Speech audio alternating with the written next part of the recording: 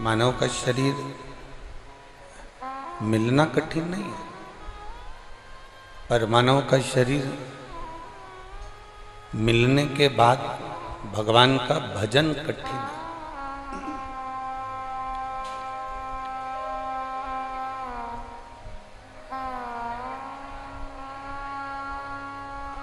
मान लो ये मनुष्य का शरीर मिल भी गया, मानव की देह प्राप्त भी हो गई,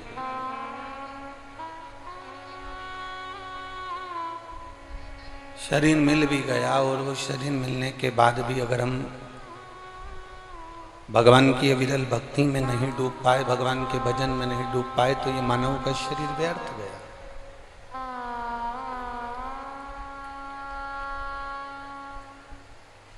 एक जो गुटखा खाने वाला होता है ना, तंबाकू खाने वाला, जो गुटखा खाने वाला होता है, तंबाकू खाने वाला होता है, हम उनको कहते हैं कि तुम्हें ट्रेन में सफ़र करो तो रिजर्वेशन कराने की ज़रूरत ही नहीं है, क्योंकि रिजर्वेशन तुम ट्रेन की सीट का कराते हो और 2 घंटा भी चैन से नहीं बैठ पाते हो। बार बार तुमको गुटखा थूकने के लिए बाहर जाना पड़ता है, बार बार तुम्हें गुटखा थूकने के लिए कहीं बाहर पहुंचना पड़ता है, और तुम्हारा जो कराया गया रिजर्वेशन है, तुम्हारी कराई गई सीट की बुकिंग है, उसका सुख कोई दूसरा भोगता है।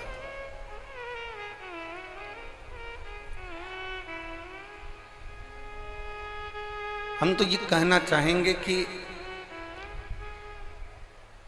आपने अगर सीट की बुकिंग कराई है, रिजर्वेशन कराया है, तो उसका भोग भी आप स्वयं भोगें, क्योंकि पैसा तो आप नहीं लगाया।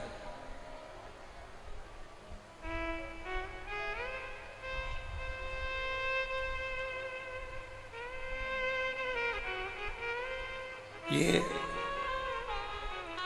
मैं श्री सुभाष जी अग्रवाल जी को, सुभाष चंद्र जी अग्रवाल जी को और श्री सौरभ जी अग्रवाल जी को मैं धन्यवाद देना चाहूँगा कि आप पहले यजमान हो जो पूरी 3 घंटा बैठकर कथा सुन रहे हो। नहीं तो और कथाओं में तो यजमान कथा करवा लेते हैं, खर्चा भी कर देते हैं, पर चैन से बैठकर कथा नहीं सुन पाते, यहाँ घूमे वहाँ घूमे। पर मैं सौरभ जी आपको भी और श्री सुभाष चंद्र जी अग्रवाल जी आपको भी धन्यवाद दूंगा कि आप अगर इस कथा को करवाए हो तो बाबा की कथा को आप दिल से सुन रहे हो बैठकर। हम आपसे भी कहेंगे, इतनी दूर दूर से आप लोग आते हो, ट्रेन का टिकट लगाकर, बस का टिकट लगाकर, ऑटो का 200-250 रुपये, 50 रुपये, 100 रुपये देकर आप यहाँ पहुँचते हो, और पहुँचने के बाद अगर तुम्हारा चित्त, तुम्हारा मन, तुम्हारी वृत्ति, तुम्हारा दिल अगर बाबा में ना लगे तो तुम्हारा आना तो व्यर्थ गया।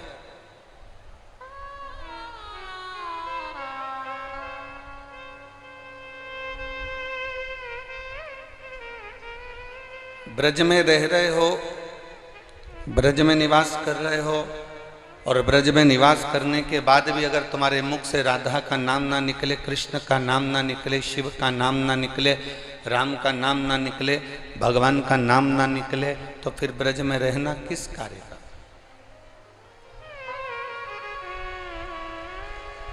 वो ब्रज में रहना फिर किस काम का?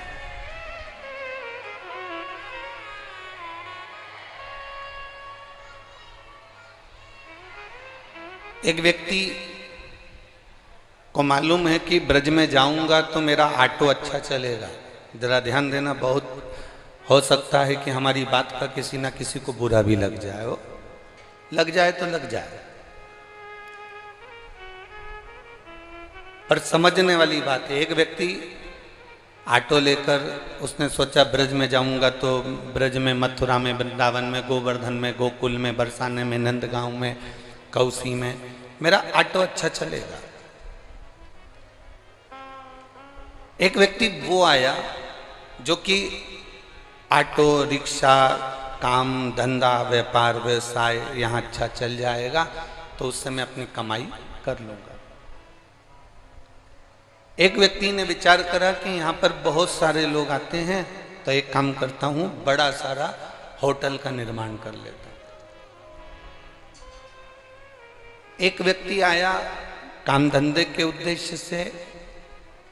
एक व्यक्ति वो होता है जिसको काम धंधे से मतलब नहीं होता, उसको एक मतलब होता है कि मैं मथुरा के स्टेशन पर उतरा हूँ, वृंदावन की धरा पर ब्रज की रज में आया हूँ, और ब्रज की रज में आया हूँ तो अब भोजन भी देगा तो मेरा बांके बिहारी देगा, और पानी भी पिलाएगा तो बांके बिहारी पिलाएगा, और दुकान भी चलाएगा तो बांके बिहारी चलाएगा।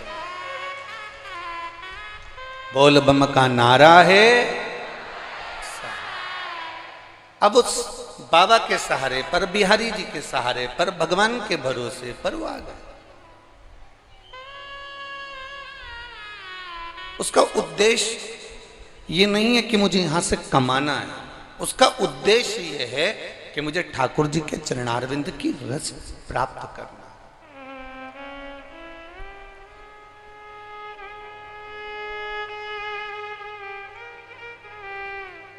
चिंता किसको नहीं होती? चिंता किसको नहीं व्यापती?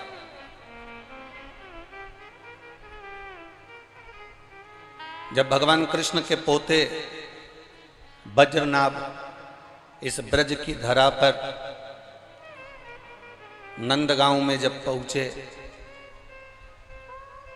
तो भगवान कृष्ण के पोते वज्रनाभ जी ने जब नंदगांव की स्थिति देखी, तो नंदगांव की स्थिति को देखकर उन्होंने विचार करा, इस नंदगांव को सुरक्षित रखने के लिए मैं देवाधिदेव महादेव की अर्चना करता हूं।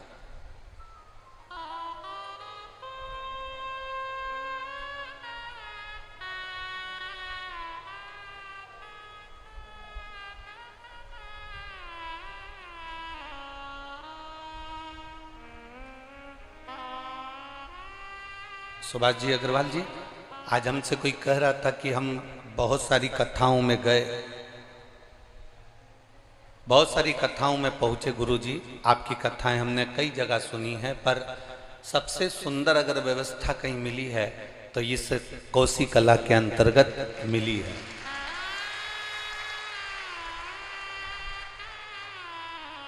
चाहे वो प्रसाद से जुड़ी हुई व्यवस्था हो, भंडारा प्रसाद से जुड़ी हुई व्यवस्था हो, चाहे वो बैठने की व्यवस्थाओं में हो, चाहे वो शौचालय की व्यवस्थाओं में हो, चाहे अन्य व्यवस्थाओं में हो, जल आदि की व्यवस्थाओं में,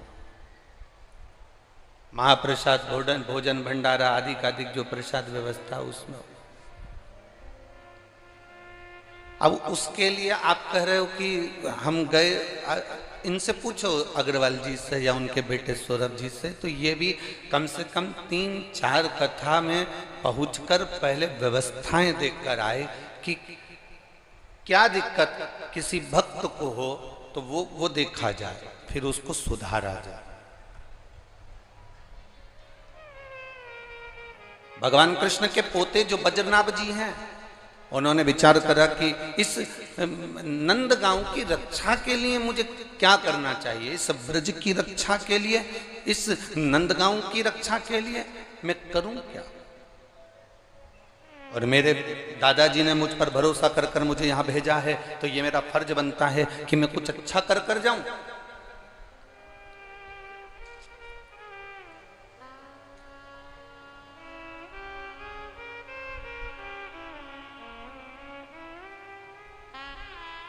जिसको बांके बिहारी जी की पूर्ण भक्ति चाहिए, पूर्ण भक्ति,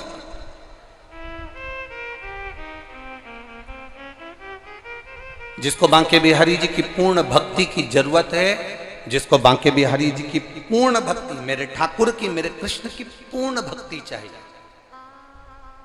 उसको बांके बिहारी का दर्शन करने से पहले गोपेश्वर महादेव का एक बार दर्शन कर लेना चाहिए, फिर बिहारी जी के मंदिर जाना चाहिए। कारण क्या है? जब हम गोपेश्वर महादेव का दर्शन कर लेते हैं, गोपेश्वर महादेव के मंदिर में चले जाते हैं और भगवान देवाधिदेव महादेव का जब गोपेश्वर रूप का दर्शन कर लेते हैं, उसके बाद हम जब बांके बिहारी जी से नैन मिलाने के लिए जाते हैं, हम बांके बिहारी जी से लाड लड़ाने के लिए जाते हैं, हम बांके बिहारी जी का दर्शन करने के लिए, उनके नेत्र कटाक्ष में अपने आनंद को पाने के लिए जाते हैं। तो जब हम गोपेश्वर महादेव का दर्शन कर कर जब बिहारी जी के सामने पहुंचते हैं, तब भगवान बांके बिहारी भी जान जाते हैं कि ये मेरी प्रिय गोपी देवाधिदेव महादेव से मिलकर आए हैं, तो ये कोई साधारण नहीं हो सकते, ये साधारण नहीं हो सकते। आप डायरेक्ट चले गए, बांके बिहारी जी का आपने दर्शन कर लिया,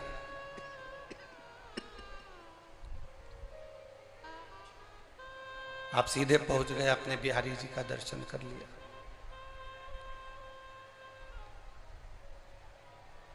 कभी प्रयास करना, कभी प्रयास करिएगा।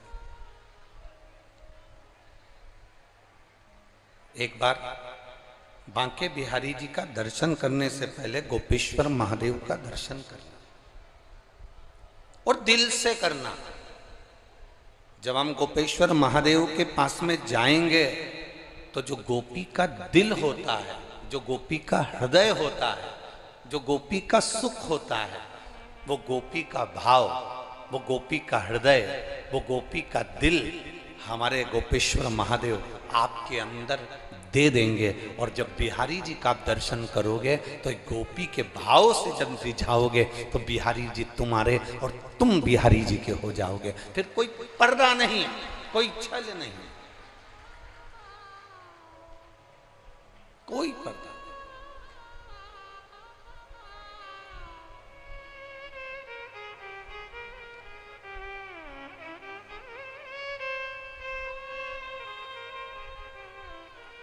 हम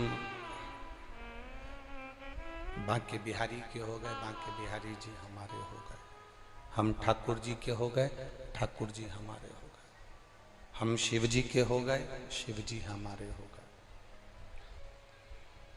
फिर कोई बीच में पर्दा नहीं है, कोई बीच में छल नहीं है, कोई बीच में कपट नहीं है।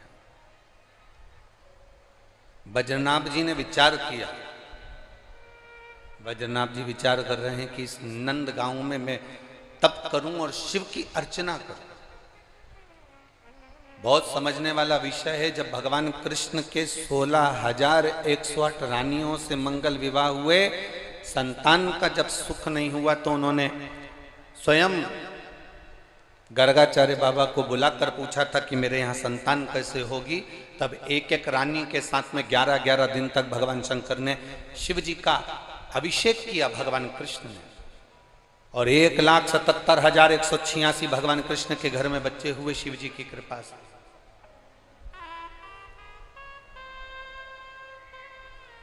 आज वही भगवान कृष्ण के पोते, वही भगवान कृष्ण के पोते। अब बद्रीनाथ जी नंद गांव में जब आए, और नंद गांव में उन्होंने देखा कि इस नंद गांव की दशा देखकर मुझे लगता है कि मैं भी यहाँ एक तप साधना, एक मन की स्थिरता रखूं। तब बद्रीनाथ जी ने उसी समय पर, फिर बद्रीनाथ जी ने उसी समय पर भगवान शिव की अर्चना करना प्रारंभ करी, भगवान शंकर की आराधना करना प्रारंभ करी। जैसे स्वच्छ पानी में व्यक्ति का चित्र दिख जाता है। पानी अगर साफ है तो व्यक्ति का उसमें चित्र दिखेगा। बोलो सत्य है कि गलत है? अरे बोलो तो जम के, सही है। अगर पानी साफ है, पानी अगर क्लीन है, पानी अगर स्वच्छ है, तो व्यक्ति का चित्र उस पानी में नजर आता है। पानी अच्छा है तो उसमें आपका चित्र दिखेगा, और वाणी अगर अच्छी है तो उसमें आपका चरित्र नजर आ जाता है। पानी में चित्र नजर आएगा और वाणी में चरित्र नजर आएगा।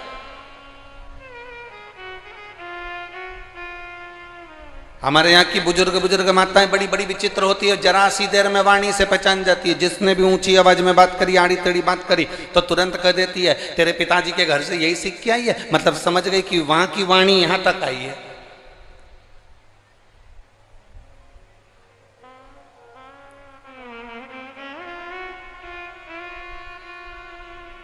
पानी स्वच्छ है तो उसमें आपका चित्र नजर आ सकता है। पानी अच्छा है तो उसमें आपका चित्र दिखेगा, और वाणी अगर अच्छी है तो उसमें आपका चरित्र दिखेगा। आपकी लैंग्वेज, आपकी वाणी, आपकी सोच, आपकी बुद्धि, आप जो दे रहे हैं वो लेने की भी भावता आपके भीतर हो। एक व्यक्ति एक गांव में चौबे जी रहते थे, और कोई उनको बड़े प्रेम से बुलाता था, चौबे जी, ओ चौबे जी। तो चौबे जी भी बड़े प्रेम से जवाब देते थे, हाँ जी, क्या बात है, क्या हो गया। और कोई एकदम जमकर तेज तराटी में बोल दे, चौबे, इतने में तो चौबे को भी आ जाए, क्यों बे। बोलो सही है कि गलत है। अब तुमने जैसा दिया वैसा तुम्हें प्राप्त हुआ, तुमने जैसे प्रदान किया वैसा तुम्हें मिल रहा है, जैसा तुम दे रहे हो वैसा तुम्हें प्राप्त हो रहा है, जैसा तुम दोगे वैसा तुम्हें मिल जाएगा, जैसा तुम प्रदान करोगे वैसा तुम्हें प्राप्त हो जाएगा। तुमने बोला चौबे जी, तो उसने भी कहा हाँ जी, क्या बात है जी, कैसे हो जी। और जैसे तुमने अपशब्द में कहा चौबे, और जैसे तुमने कहा चौबे, तो उसने भी कह दिया क्यों बे। मतलब तुम जैसा दे रहे हो, तुम जैसा प्रदान करो, तुम जैसा देने का प्रयास कर रहे हो, तुम जैसा देने का प्रयास कर रहे हो, तुम जैसा प्रदान करने का प्रयास कर रहे हो, वैसा आपको प्राप्त हो। तो पानी अगर स्वच्छ है, पानी अगर निर्मल है, पानी अगर साफ है, तो उसमें हमारा चित्र नजर आता है, उसमें हमारे चित्र को हम देख सकते हैं। और अगर वाणी आपकी अच्छी है तो उसमें आपका चरित्र आप देख सकते हैं कि आपका चरित्र कैसा है, आपका जीवन कैसा है। वज्रनाभ नंदगांव में आए, नंदी पर्वत के ऊपर वज्रनाभ बैठ गए, और मट्टी के शिवलिंग का निर्माण वज्रनाभ ने किया, पार्थिव शिवलिंग का निर्माण।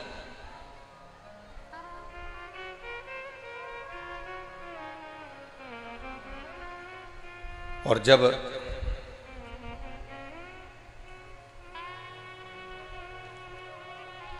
पार्थिव शिवलिंग का निर्माण किया गया, और जब उस पार्थिव शिवलिंग का निर्माण कर कर वज्रनाभ जी ने जब अर्चना करना प्रारंभ करी, भगवान देवादिदेव महादेव प्रकट नहीं हुए वज्रनाभ के सम्मुख।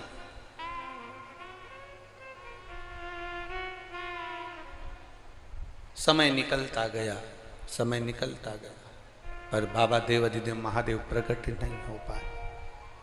भगवान शिव सम्मुख में आई ही नहीं।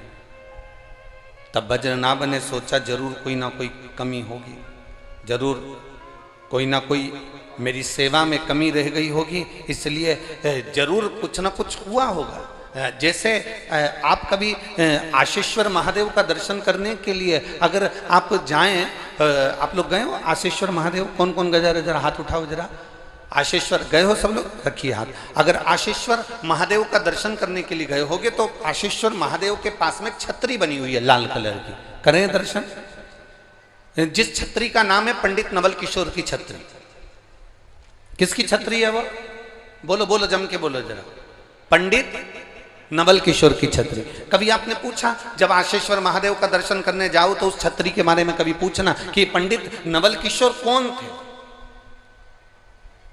और देवादिदेव महादेव आशीश्वर महादेव के पास में इनकी ये छतरी क्यों बनाई गई, कौन थे ये, क्या करते थे ये पंडित नवल किशोर जो थे ये नंदगांव के रहने वाले एक ऐसे शिव भक्त थे जो आशीश्वर महादेव केवल अकेले, केवल आपको कल भी कथा में कहा था कि दुनिया में भारत की भूमि पर केवल एक शंकर का मंदिर ऐसा है जहां पर शंकर का शिवलिंग अकेला, ना पार्वती जी, ना गणेश जी, ना कार्तिकेय, ना नंदी, कोई नहीं था, केवल शिव का शिवलिंग अकेले। मेरे महादेव अकेले भगवान कृष्ण का दर्शन करने के लिए आस लगाकर बैठे रहे, वो आसेश्वर महादेव कहलाए। ये धातु की प्रतिमाएं पार्वती जी, गणेश जी, नंदी, ये तो सब बाद में रखे, पर पहले प्रथम में स्वयंभू प्रकट होने में, स्वयं पृथ्वी से प्रकट होने में केवल आसेश्वर महादेव अकेले थे। जिस समय पर आसेश्वर महादेव अकेले बैठे रहते थे, तब पंडित नवल किशोर, जब शंकर के भक्त एक बार नंदगांव से पहुंचे और भगवान देवादिदेव महादेव के पास में जब उन्होंने दर्शन किया, अकेले शंकर बैठे हुए थे। पंडित नवल किशोर को लगा मेरे बाबा अकेले बैठे हुए हैं। रोज अब वो अकेले बैठा हुआ देखते पंडित नवल किशोर, तो उनको लगता कि मेरे शंकर जी अकेले बैठे, मेरे बाबा अकेले बैठे, मेरे शिव अकेले बैठे। भक्त कैसा होता है, भक्त का स्वरूप कैसा होता है, भक्त का भाव कैसा होता है।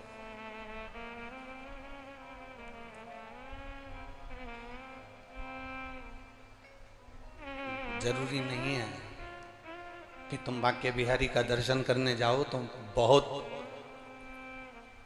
माला अच्छी से अच्छी लेकर जाओ। आज के जमाने में वृंदावन में एक बड़ी बड़ी चीजें देखने को मिलती है, थोड़ा हम कह देंगे तो लोगों को हो सकता है हमारी बात का बुरा लग जाए, पर सत्यता कहने में पीछे नहीं हटेंगे। बिहारी जी का दर्शन करने जाओ, माला आप अच्छी चुन कर लेकर जाते हो। पत्नी ने पूछा आप माला अच्छी चुन कर लेकर जा रहे हो? हाँ, वो माला तो अंदर जाती है, वही माला पंडित जी अपने को पहना देते हैं। आपने बिहारी जी के लिए वो माला नहीं, आप बिहारी जी के लिए वो माला नहीं ले।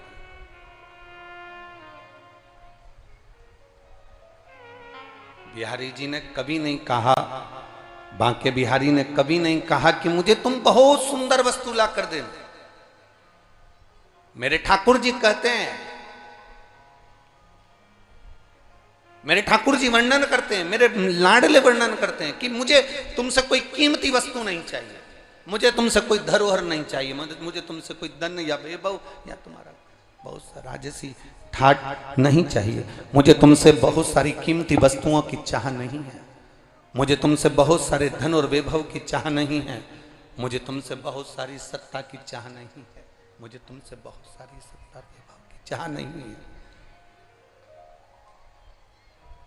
भगवान कृष्ण कहते हैं अगर मुझे देना चाहते हो तो केवल आप दिल से जब मेरे मंदिर में प्रवेश करो, आप हृदय से जब मेरे मंदिर में आओ, आप जब दिल से हृदय से मेरे मंदिर के अंदर जब प्रवेश करो, मंदिर के अंदर जब पहुंचो, उस समय पर बस इतना याद रखना कि माला सुंदर लाए कि ना लाए, तुम प्रसाद का डिब्बा लाए कि ना लाए, तुम कोई वस्तु लाए कि ना लाए, पर इतना याद रखना कि तुम अपना दिल पवित्र भाव से लेकर मंदिर के अंदर आए कि ना आए, ये बात का स्मरण आपके भीतर होना चाहिए। वो एक लाइन बड़ी सुंदर आप लोग हमेशा गुनगुनाते रहते हो कि मैंने आंगन नहीं बुहारा कैसे आए, अब तक गंदा पड़ा है द्वारा कैसे आएंगे हरि, कैसे आएंगे हरि, कैसे आएंगे हरि, अब तक गंदा पड़ा है द्वारा कैसे आएंगे। हम कैसे उसको रिझाएं? बजना बजी ने विचार कर लिया, मैं भगवान को मना कर रहूंगा, क्या दूं मैं शिव जी को, क्या प्रदान करूं मैं शंकर भगवान को।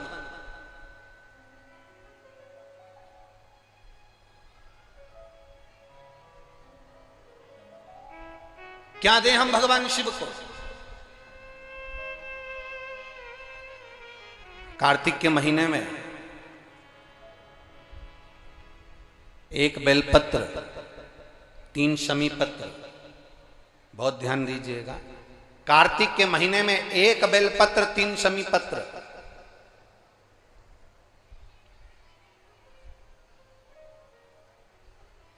कार्तिक के महीने की दोनों अष्टमी में से किसी भी अष्टमी पर,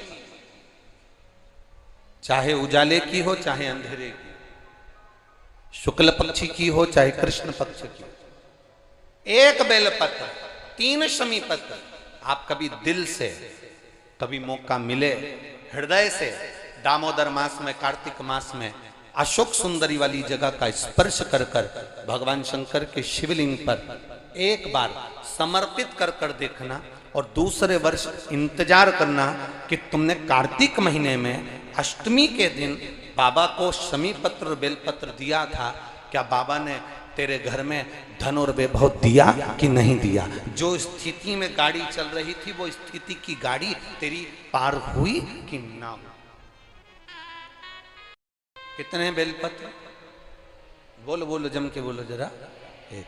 कितना शमी पत्र? 1 बेलपत्र 3 शमी पत्र।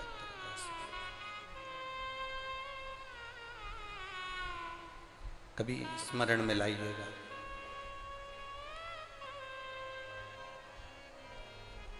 बस ये जो कार्तिक महीने में दामोदर मास में आप 1 बेलपत्र 3 शमी पत्र अष्टमी के दिन, चाहे शुक्ल पक्ष की हो चाहे कृष्ण पक्ष की हो, दोनों अष्टमी में से किसी भी अष्टमी को जब आप समर्पित करें तो चंपेश्वर महादेव का नाम लेकर। कौन से महादेव? जम के बोलो जरा, सबकी आवाज आना चाहिए। चंपेश्वर महादेव, केवल चंपेश्वर महादेव का नाम लेकर आप अशोक सुंदरी का स्पर्श कराकर शंकर भगवान के शिवलिंग पर समर्पित करें। अशोक सुंदरी तो मालूम है ना सबको?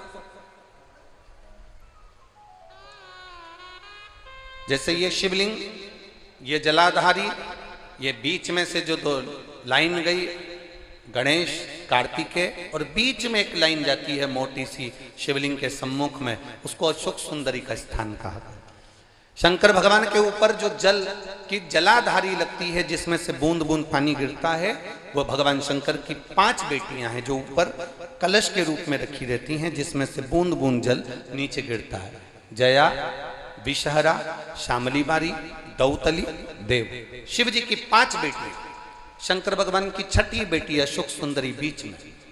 जब आप बेलपत्र 1 शमी पत्र 3 चंपेश्वर महादेव का नाम लेकर अशोक सुंदरी का स्पर्श कराकर भगवान शंकर को जब आप समर्पित करेंगे इस कार्तिक महीने में, दामोदर मास में, अष्टमी तिथि के दिन, चाहे वो शुक्ल पक्ष की हो चाहे वो कृष्ण पक्ष की हो, अष्टमी तिथि को अगर समर्पित करते हैं तो आप वर्ष भर में इंतजार कर कर जरूर बताना कि तुम साल भर पहले जितना कमाते थे, वर्ष भर पहले तुम जो व्यापार व्यवसाय कर रहे थे, साल भर से जो नौकरी के लिए प्रयास कर रहे थे, उसमें सफलता आपको अगले वर्ष की दामोदर मास आने से पहले मिली कि नहीं मिली, वो स्मरण आपके भीतर होना चाहिए।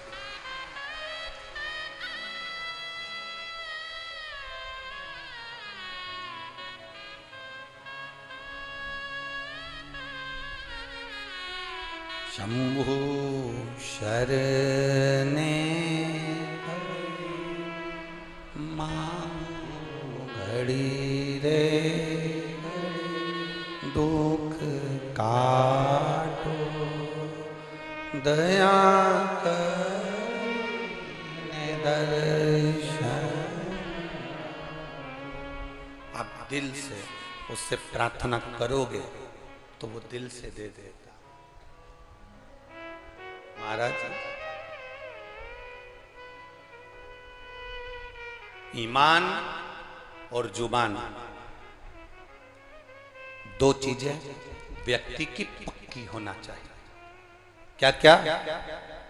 बोलो, जम के बोलो। ईमान और दूसरी जुबान पक्की हो।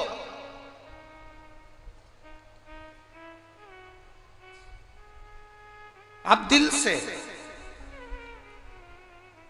आप बाबा का भजन कर कर देखो, आप दिल से बाबा का स्मरण कर दे। एक पत्र आया है,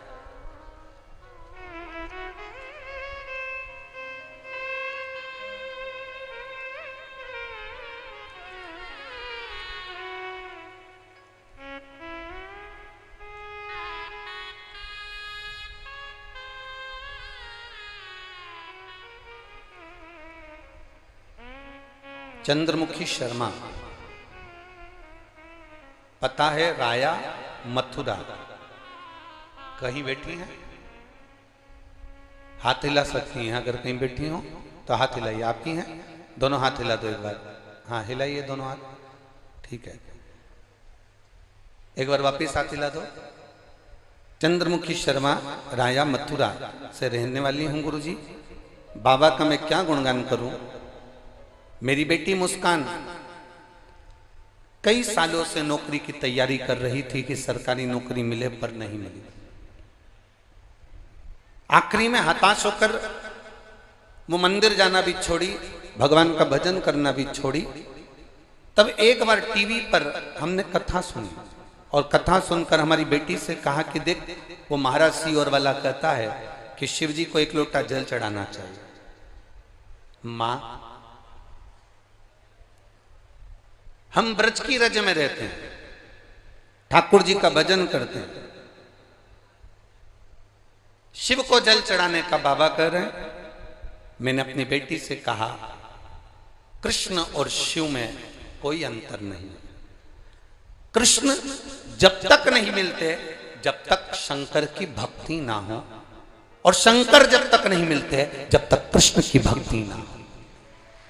ये दोनों का मिलना सरल नहीं है। मैंने कहा, जब टीवी पर बाबा कह रहे हैं, सियोर वाला महाराज कह रहे हैं कि एक लोटा जल सारी समस्या का हल, तो जड़ा चढ़ाने में जाता क्या है। माँ 7 वर्ष से नौकरी की तैयारी कर रही हूं पर नहीं मिली, तो मुझे नहीं लगता कि मिलेगी, पर तुम कहती हो तो मैं शंकर जी को जल चढ़ाना प्रारंभ करती हूँ। शिव जी को जल चढ़ाना चालू करा मेरी बेटी मुस्कान शर्मा ने।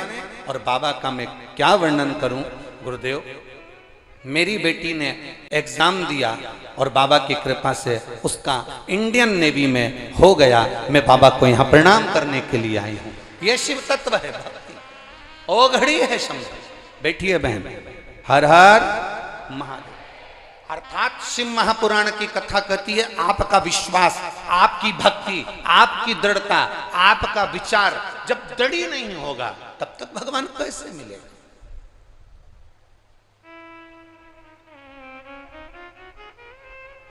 अरे अगर भोले बाबा का सहारा न होता तो दुनिया में कोई हमारा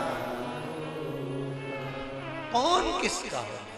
आपकी दृढ़ता, आपका भरोसा, आपका विश्वास पक्का। एक माँ ने एक पत्र में लिखा, उसने अपना फोटो भी भेजा है, जिसमें वो उसका बच्चा पेट में 1 महीने पहले मर चुका। जरा देखिए पत्र, देखिए बड़ा विचित्र है।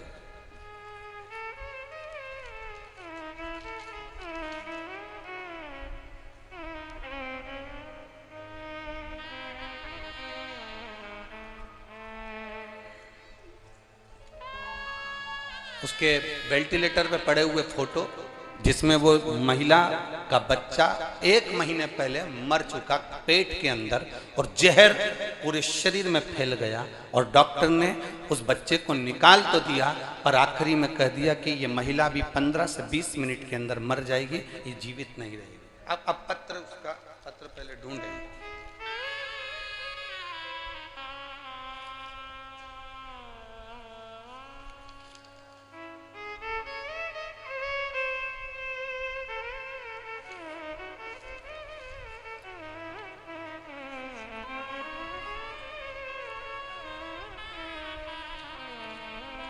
शंभु शरणे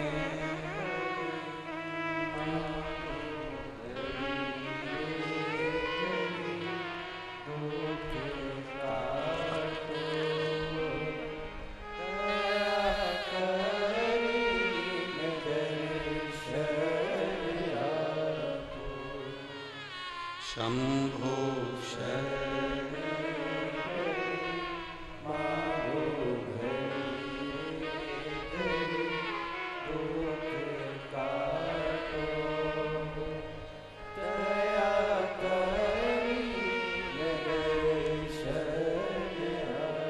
मेरा नाम राधिका है, मेरे पति का नाम गौरव चौहान है। मैं पलवल में रहती हूँ। कोसी कला मेरा गांव है। कहीं बैठी हो तो हाथ हिला सकती हैं। गुरुदेव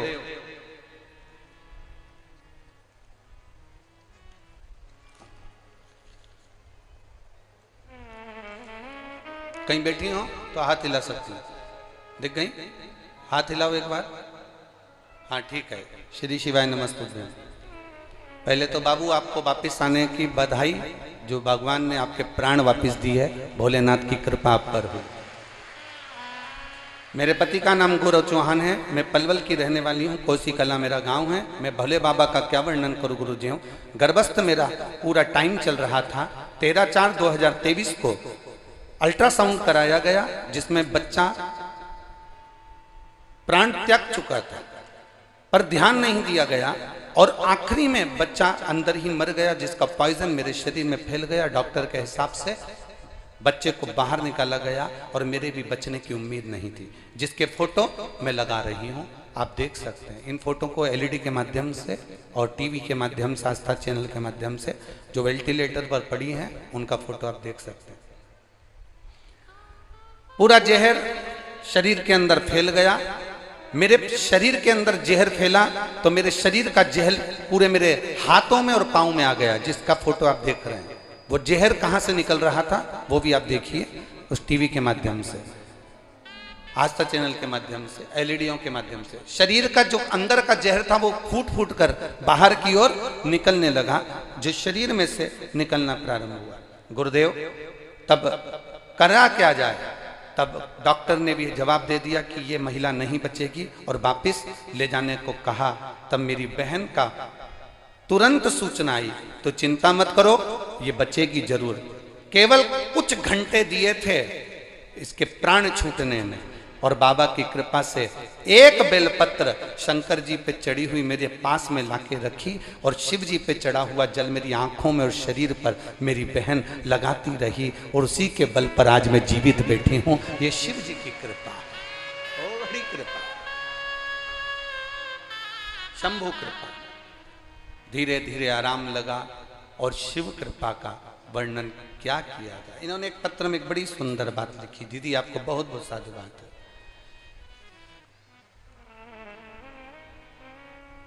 इसमें आपने लाइन लिखी है, अगर भोले बाबा का भरोसा ना होता तो दुनिया में कोई हमारा ना होता। ये शिव बैठिए बहन। हर हर महादेव। शंभु कहते किसको है?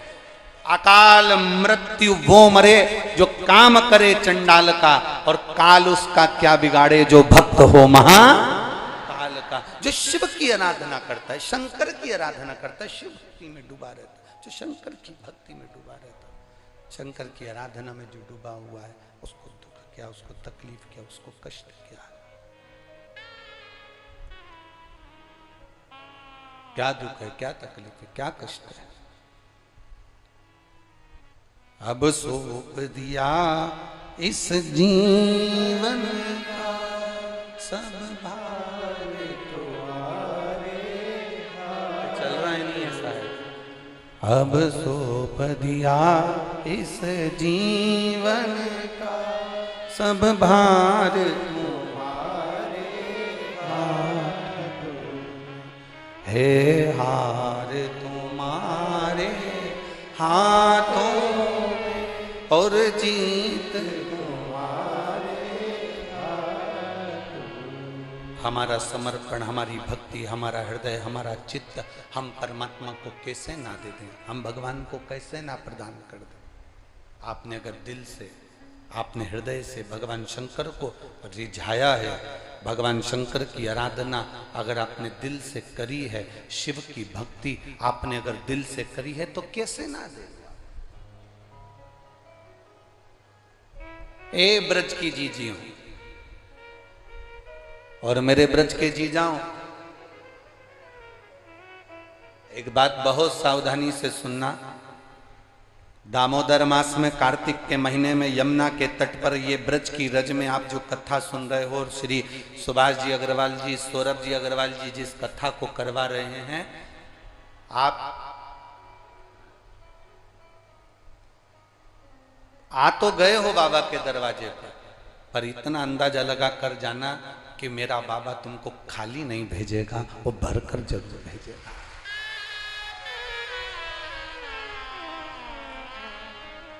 उसका विश्वास दृढ़ रखो, भरोसा पक्का रखो। ये सुभाष जी अग्रवाल जी ये 3 साल 4 साल से लगे हुए थे कथा कथा कथा। उनकी धर्म पत्नियों को भी धन्यवाद दूंगा और उनकी बहू रानियों को भी धन्यवाद दूंगा, जो निरंतर अपने पतियों से कहती रही, चाहे वो सुभाष चंद्र अग्रवाल जी की धर्मपत्नी हो, चाहे वो सौरभ जी की, कहती रही कथा करवाना है, शिव महापुराण कथा करवाना है। अर्थात तुम अगर दड़िए बनकर पीछा पकड़ कर बैठे तो वो कथा तुमको मिली, भले 3-4 साल में मिली पर मिली।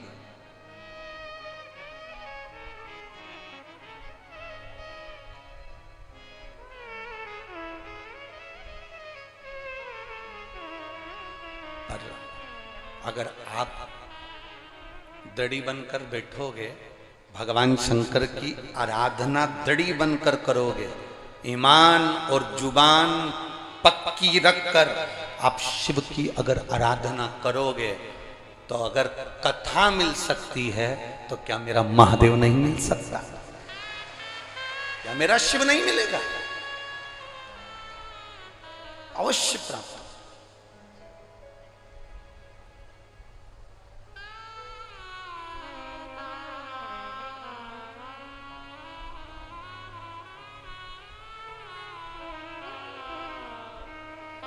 ब्रज की रज में लोग आते हैं तो पेड़ों में कान लगाकर सुनते हैं राधा का नाम मिल रहा। ब्रज की रज में लोग आते हैं तो वृक्षों के कान लगाकर सुनते हैं कि बंसी की धुन मिल रही है। हम कहते हैं इतने खो जाओ परमात्मा में,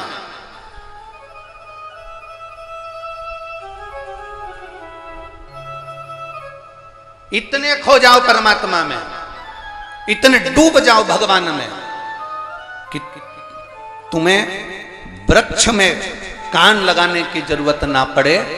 मेरा कृष्ण कन्हैया तुम जब चलो तो तुम में कान लगाकर तुम्हारे नजदीक में आकर खड़ा हो जाए, तो समझना कि ब्रज की रज में आना हमारा सार्थक हुआ।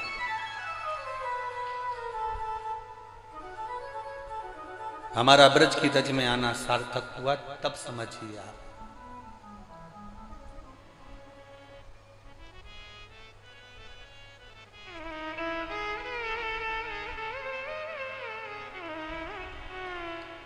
आप सब लोग ब्रज की रज में रहते हो।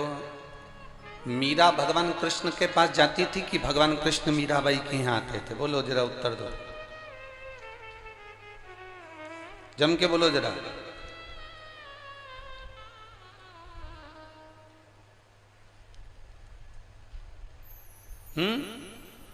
बोलो बोलो, जम के बोलो जरा। मीरा भगवान कृष्ण के पास जाती थी कि भगवान कृष्ण मीराबाई के पास जाते थे? अरे बोलो जम के जरा, और आवाज आना चाहिए दमदारी से जरा।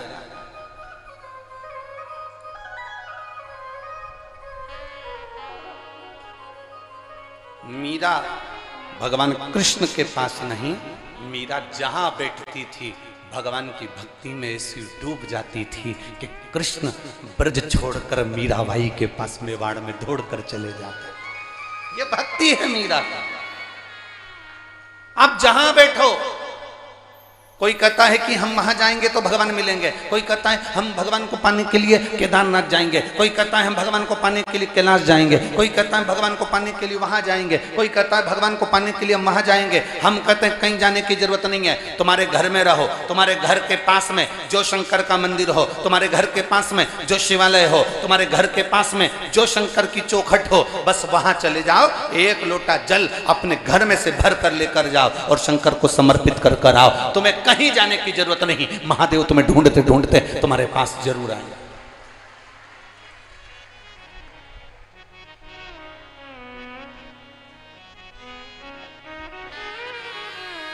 वो ढूंढता ढूंढता पहुंच जाए।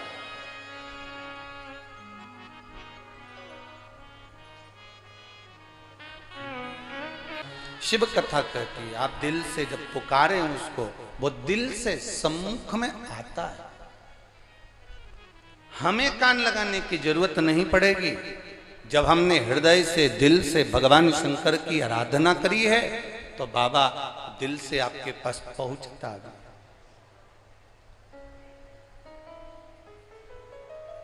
आपने हृदय से पुकारा तो क्यों ना आया। बद्रीनाथ भगवान कृष्ण के पोते भगवान शिव की आराधना में लीन क्यों नहीं आ रहे बाबा। एक बार पशुपति व्रत करा नहीं हुआ काम, दूसरी बार पशुपति व्रत करा नहीं हुआ काम, तीसरी बार पशुपति व्रत करा नहीं हुआ काम, तो क्या बाबा सुनेगा नहीं। एक माँ ने पत्र में लिखा है मेरा बेटा 2013 को कहीं चले गया था, जिसकी रिपोर्ट मैंने थाने में भी करी थी। उसकी पूरी रिपोर्ट आदि कादिक में लगा रही हूँ। गुरुदेव मेरा बेटा पीलाराम पटेल, ग्राम मेनापारा, थाना खरसिया, जिला रायगढ़, छत्तीसगढ़ के हैं। जरा कहीं बैठी हो तो हाथ हिला सकती हैं, अगर कहीं बैठी हो तो हाथ हिला सकती हैं। मैं क्या बखान करूं गुरुदेव। पशुपति व्रत में वो वर्णन है। मेरा बेटा 11/7/2013 को लापता हो गया था और कहीं चला गया था, वो मिला नहीं। मैंने भी सबने कहा तुम्हारा बेटा अब नहीं मिलेगा। जब 2013 का गया और 2023 चल रहा है तो बेटा कहां से मिल सकता है। मैंने टीवी पर कथा सुनी और कथा सुनकर आसन लगाकर आप कहते हो कि अगर टीवी के सामने भी आसन लगाकर बाबा से जो मांगा जाए वो बाबा देता है। मैंने आसन लगाकर बाबा से कथा सुनी 2021 में और बाबा से प्रार्थना करी। पहली बार टीवी पर कथा सुनी थी गुरुदेव और आसन लगाकर बाबा से विनती करी। और मैं क्या वर्णन करूं गुरुदेव। 28 फरवरी 2022 को शंकर भगवान की कृपा से जिस जगह पर आप कथा कर रहे थे 28 फरवरी 2022 को, मेरे बाबा ने ऐसी करुणा करी। मेरा बेटा 11/7/2013 को लापता हुआ था और मैं टीवी के सामने बैठकर बाबा की कथा सुन रही थी और बाबा से प्रार्थना कर रही थी। उसी समय पर 28 फरवरी 2022 को मेरा बेटा रात्रि को 12 बजे मेरे घर वापिस आ गया। ये शिव की भक्ति है, अविरल भक्ति, ये शिव की आराधना, ये शंकर की उपासना। उसका भजन, उसका स्मरण आप दिल से अगर करे हो तो उसने दिल से दिया। आप लोगों से निवेदन बस केवल इतना है कि जिस समय पर श्री शिवाय नमस्तुभ्यम आप और हम बोलें, उस समय आप भी अपने दिल की बात मेरे महादेव से, अपने मन की बात इस ब्रज की रज में बाबा देवाधिदेव महादेव से, अपने हृदय से बाबा के चरणों में अपने मन की बात अवश्य कहें, अपने दिल की बात अवश्य कहें। भगवान से अपने मन की बात अवश्य करें। वज्रनाभ को लगा कि क्या भगवान प्रकट नहीं हो रहा, शिवजी मेरी भक्ति को स्वीकार नहीं कर रहे। जैसे अश्लेश्वर महादेव के मंदिर के पास में नवल किशोर जी की छतरी है, पंडित नवल किशोर की, तो वो छतरी क्यों बनी उसका स्मरण करिएगा कि पंडित नवल किशोर रोज शिव के मंदिर जाते थे और नंदगांव से आशीश्वर महादेव का दर्शन करने जाते थे। रोज भगवान को फूल पत्ती समर्पित करते थे। एक दिन पंडित नवल किशोर के मन में यह भाव जागृत हो गया कि शंकर अकेले बैठे रहते, एकांत में अकेले, कोई नहीं उनके पास में, ना उनके पुत्र गणेश है, ना कार्तिकेय हैं, ना जगत जननी पार्वती है, ना नंदी है। तब पंडित नवल किशोर को लगा मैं भोलेनाथ जी को अकेला नहीं रहने दूंगा। अभी आपको कथा में कहा था आप पत्ती ले जाएं, बेलपत्र ले जाएं ना ले जाएं, आप शमी पत्र ले जाएं ना ले जाएं, आप एक लोटा जल महादेव के पास ले जाएं ना ले जाएं, पर अपना दिल लेकर जरूर जाना। जैसे पंडित नवल किशोर ने आज विचार कर लिया मैं क्या लेकर जाऊं, तो कि ना आज पत्ती ले जाऊंगा, ना फूल ले जाऊंगा, ना जल ले जाऊंगा, मेरा महादेव अकेला रहता है। आज मैं कुछ लेकर नहीं जाऊंगा, आज उनका मुझे एकांत समाप्त करना है। उनको लगता होगा मैं अकेला कब तक बैठा रहूं, तो पंडित नवल किशोर शंकर जी के मंदिर में जाकर बैठ गए। अकेले शंकर, अकेले पंडित नवल किशोर, अकेले, दोनों आमने सामने। दिन हो गया, रात हो गई, प्रदोष काल निकल गया, रात्रि निकल गई, सुबह हो गई। पंडित नवल किशोर और महादेव दोनों शिव जी के सम्मुख में। ये शंकर जी का मंदिर, अश्लेश्वर महादेव का मंदिर तो अब बना है।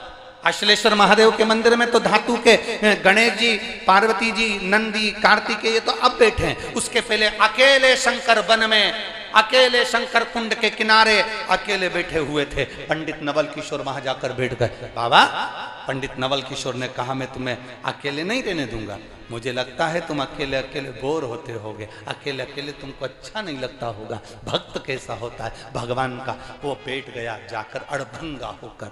अब घर के लोग पंडित नवल किशोर जी को ढूंढ रहे हैं। घर के लोग पंडित नवल किशोर को ढूंढ रहे हैं, परंतु पंडित नवल किशोर मिले का। किसी ने कहा कि वो शिवजी के मंदिर जाते थे अश्लेश्वर महादेव के दर्शन करने के लिए, शंकर के मंदिर पहुंचते थे। चलो, दूसरे ने कहा मंदिर मंदिर नहीं जाते थे, शंकर जी के मंदिर में झाड़ू पोछा लगा देते थे। तीसरे ने कहा नहीं नहीं नहीं, मंदिर में जाकर भगवा का शिकार करते थे। चलो, ढूंढते ढूंढते पंडित नवल किशोर को नंदगांव के लोग जब ब्रजवासी अश्लेश्वर महादेव के मंदिर में पहुंचे तो वहां जाकर क्या देखते हैं कि पंडित नवल किशोर तो नहीं, केवल शंकर का शिवलिंग अकेला है। तो गांव के लोग देखकर वापिस आ गए। वापिस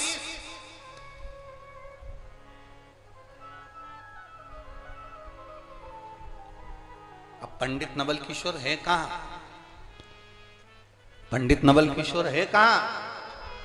तो कोई अगर स्मरण करे तो पंडित नवल किशोर कहीं नहीं, शंकर के शिवलिंग के ठीक सामने अकेले बैठे बाबा से बात कर रहे हैं। बाबा, आप अकेले बैठे हो? बाबा, आपको अकेला अच्छा नहीं लगता होगा ना? बाबा, आज मैं आपके लिए फूल लेकर नहीं आया। बाबा, आज आपके लिए मैं बेलपत्र लेकर नहीं आया। बाबा, अब मैं घर नहीं जाऊंगा, मैं केवल आपसे बात करूंगा और मुझे विश्वास है आप भी मुझसे बात करोगे। पंडित नवल किशोर हिले नहीं जब तक शंकर भगवान प्रकट होकर पंडित नवल किशोर से बात ना कर लिए। हिले ही नहीं। ये ब्रज की धरा, ये ब्रज की रज है, जहां दृढ़ी बनकर अगर भक्त बैठ जाए कि मुझे बिहारी जी से बात करना है, मुझे बिहारी जी से नैन मिलाना है, मुझे ठाकुर जी के दर्शन करना है, मुझे गिरिराज बाबा की परिक्रमा करना है। बड़े बड़े शूरवीर गोवर्धन नाथ जी की दंडोती परिक्रमा करने के लिए अगर वो विचार कर कर आए कि हम तो 24 घंटे दंड लगाते रहते हैं, इतनी एक्सरसाइज करते रहते हैं, दंडोती परिक्रमा तो मैं 5 दिन में कर कर पूरी कर दूंगा, 3 दिन में पूरी कर दूंगा। जो दंडोती परिक्रमा दुनिया के लोग कर रहे हैं वो मैं 5 दिन में पूरी कर दूंगा। जो सूरमा बनकर आता है उसको 1 महीना तक दंडोती परिक्रमा करने में लग जाता है, और जो बाबा का दास बनकर आता है वो 5 दिन में कर कर भग जाता है। ये शिव है, ये भक्ति है उसकी, अविरल दृढ़ता है उसकी।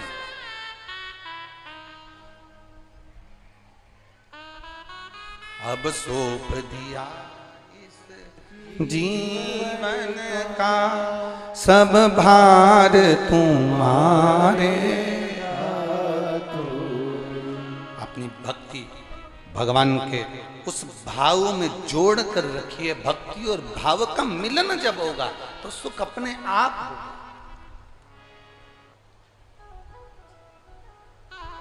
इतनी सारी बहुएं बैठी हैं, एक प्रश्न करना चाहते हैं, उत्तर दोगी क्या?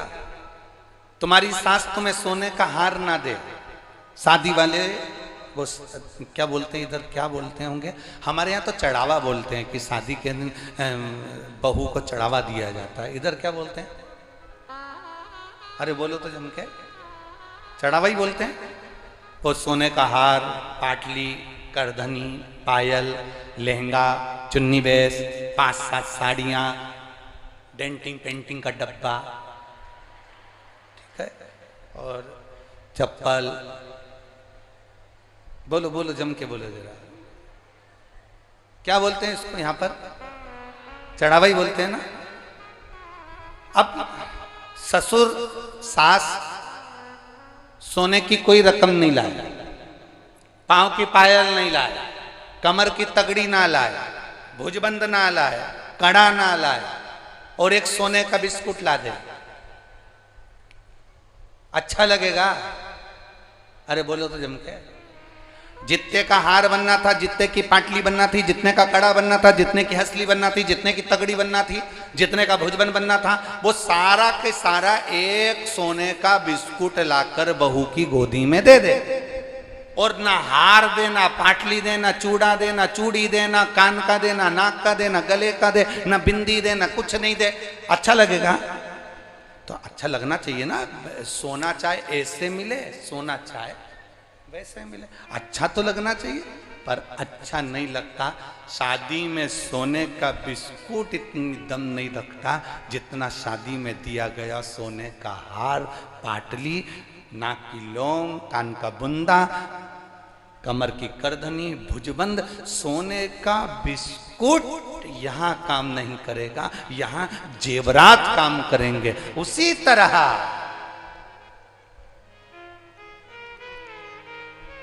करोड़ों का मकान तैयार कर लो,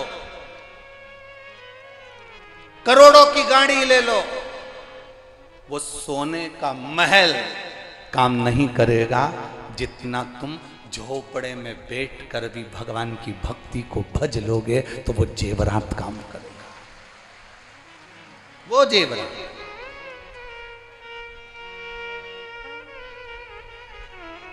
भगवान की जितनी जितनी भक्ति करोगे तुम, भगवान का जितना जितना भजन करोगे तुम, भगवान का जितना जितना स्मरण करोगे, वो तुम्हें सुख देगा, वो तुम्हें आनंद देगा, वो तुम्हारी अविरलता भक्ति को प्रदान करेगा।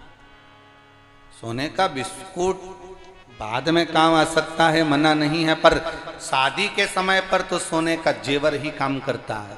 शादी के समय पर तो सोने का जेवर ही काम करेगा। उसी तरह जब तुम भगवान को रिझाने की बात आए तो वस्तु को मत देखो, तुम ये भाव रखो कि मैंने भगवान को रिझाना कैसे है, मैं भगवान को क्या दे रही। एक माँ ने बड़ा सुंदर भाव लिखा, गुरुजी मेरे घर के लोग कहते थे क्या झाड़ू लगाने से, पोछा लगाने से, क्या भगवान के मंदिर में सफाई करने से कुछ मिल सकता है? मैं प्रमाण देती हूँ। ये इतना बड़ा पत्र उस माँ ने लिखा, मैं प्रमाण देती हूँ। देखिए पत्र, देखिए कितना बड़ा। और पत्र लिखा है, मेरा नाम सुनीता है और मैं उदय रेजिडेंसी कलवारी आगरा की रहने वाली हूँ। कहीं बैठी हो तो हाथ हिला सकती हैं, कहीं बैठी हो तो अपना हाथ हिला सकती हैं दोनों। हाँ एक बार वापिस हिला दो। हाँ ठीक है। श्री शिवाय नमस्तुभ्यम। एक बार वापिस हाथ हिला दो। मेरा नाम सुनीता है और मैं उदय रेजिडेंसी कलवारी आगरा की रहने वाली हूँ। गुरुजी बाबा का मैं क्या गुणगान करूँ। बाबा बाबा है। मेरी बेटी 4 साल से सरकारी नौकरी की तैयारी कर रही थी पर उसका सिलेक्शन नहीं हुआ था।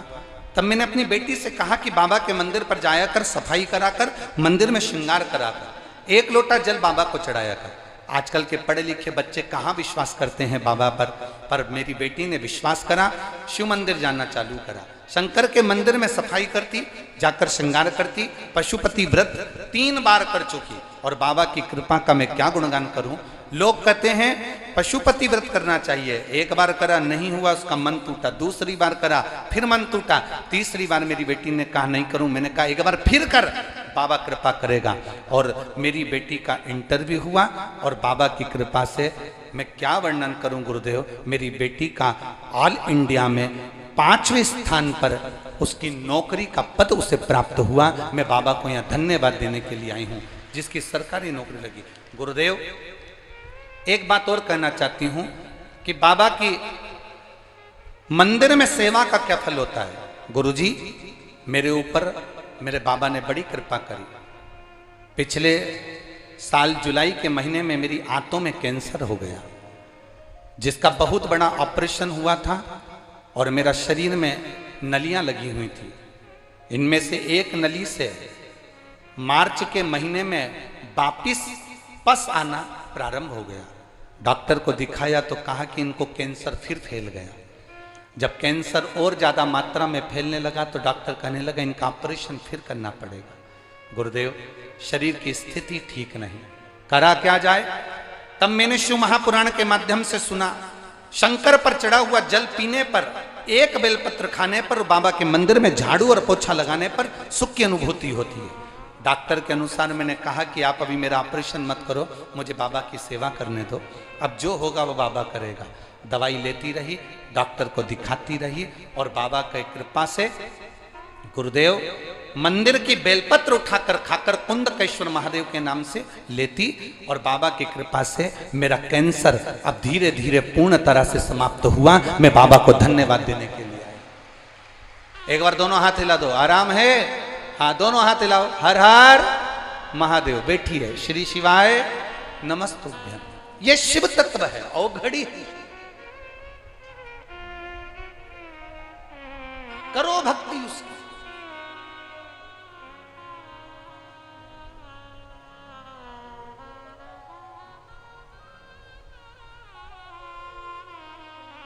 पतंग उड़े आकाश माने, डोर थारा हाथ मान,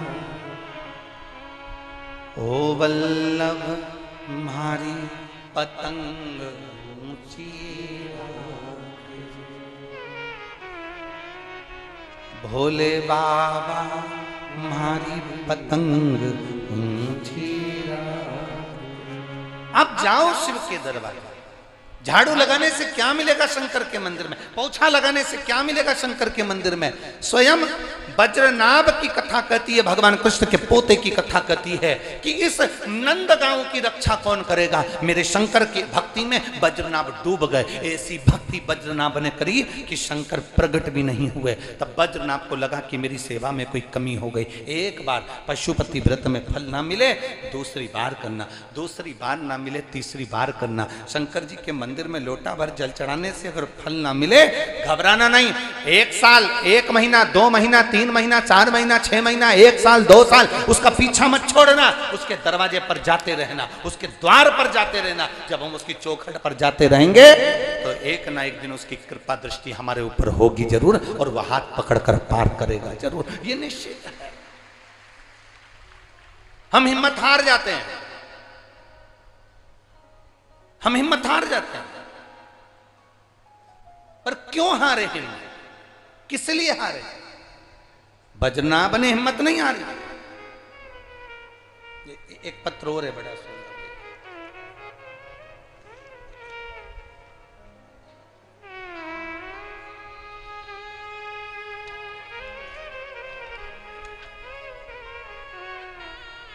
मेरा नाम देवेंद्र राजपूत है। मैं जिला अलीगढ़, गांव बिसारा की रहने वाली हूं। कहीं बैठी हैं? कहीं बैठी हो तो हाथ हिला सकती हैं। कहीं पर बैठी हो? कहाँ बैठी हैं? हाँ, हाथ हिला दो एक बार। हाँ, ठीक है, वापिस एक बार हाथ हिला दीजिए। श्री शिवाय नमस्तुभ्यं। मेरा नाम देवेंद्र राजपूत है। मैं जिला अलीगढ़, गांव बिसारा की रहने वाली हूँ। मेरा मोबाइल नंबर ये है। एक लोटे जल का मैं क्या वर्णन करूँ गुरुजी। मेरी बच्चादानी में डॉक्टरों ने गांठ बता दी थी। डॉक्टरों को कहना था कि ये गांठ साधारण नहीं, कैंसर जैसी है। बच्चादानी में जब गांठ बताई, इसका ऑपरेशन करना जरूरी है, इसको बाहर निकालना जरूरी है। मैं क्या कहूँ गुरुदेव, मेरी बच्चादानी में जब गांठ बताई और कैंसर जैसे रोग को बताने का प्रयास किया, तब मैं हार गई। पर आपने एक बार कथा में कहा था कि बेलपत्र के पेड़ के नीचे 2 बत्ती का दिया लगाना, और दिया लगाकर एक बेलपत्र उस बेलपत्र के पेड़ के नीचे रखना और उसको खाना।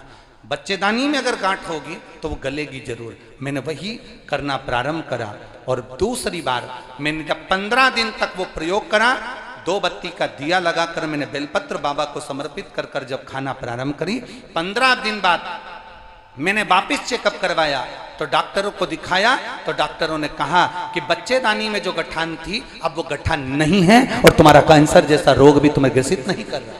ये तत्व है शिव का। आप पढ़िए इस पत्र को जरा, उसमें मैं कहूंगा टीवी वाले भी बताएं। आपके बच्चेदानी में जो गठान थी अब वो नहीं रही। गुरुदेव मैं क्या वर्णन करूं, ये मेरा शिव है। बैठिए बहन, हर हर महा। शिव तत्व इसी, आपका विश्वास दृढ़ है, आपका भरोसा दृढ़ है। आपने शंकर के मंदिर बेलपत्र के वृक्ष के नीचे जाना नहीं छोड़ा, भगवान शंकर की आराधना करना नहीं छोड़ी। जब आप शंकर को नहीं छोड़े तो शंकर आपको कैसे छोड़ सकता है, शिव आपको कैसे छोड़ देगा।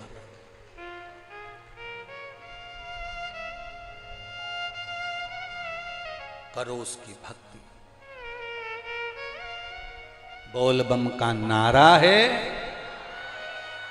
आवाज आवाज जरा दम के जरा, बोल बम का नारा है। उसकी भक्ति, उसकी दृढ़ता, उसका भजन दिल से अगर किया जाए वो मिलता जाए। मेरे भोले तेरा सहारा है, मेरे भोले तेरा सहारा है, मेरी नैया का तू किनारा है, मेरी नैया का तू किनारा है। आप करो दिल से भजन। बज्रनाभ भगवान कृष्ण के पोते को शंकर का दर्शन नहीं हुआ।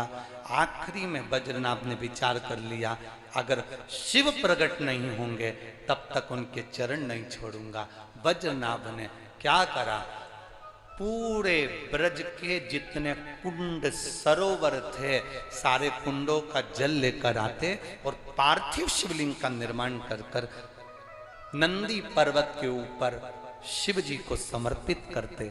तब मेरे देवादिदेव महादेव प्रकट नहीं हुए। बज्रनाभ ने आखिरी में नंद गांव में, नंद महल के नजदीक में देवादिदेव महादेव से कहा, बाबा आप आते नहीं, आप अगर आओगे नहीं तो मैं यहीं प्राण त्याग दूंगा। तब भगवान शंकर भगवान कृष्ण के पोते के लिए, बज्रनाभ के लिए नंद गांव में, नंद महल के नजदीक में मेरे शंकर प्रकट हो गए, मेरे शिव प्रकट, जिनका नाम नंदीश्वर महादेव हो गया। गयो नंद गांव में आप लोग कभी? बोलो बोलो जम के जरा। नंद महल के नजदीक में नंदीश्वर महादेव है। करे हैं दर्शन? किस किस ने करे? जरा हाथ उठाओ, जरा करे हैं दर्शन। कभी मौका मिले,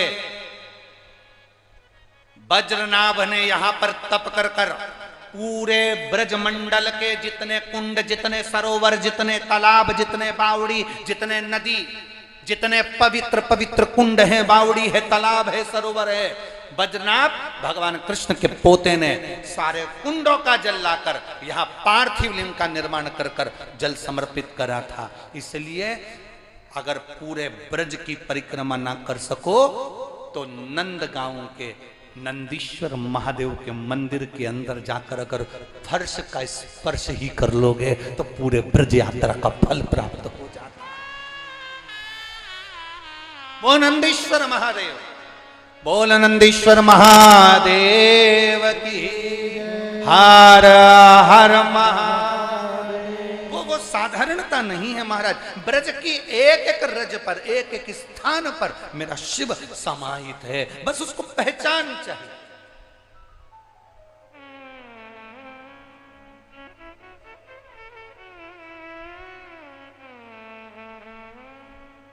शिव पधार।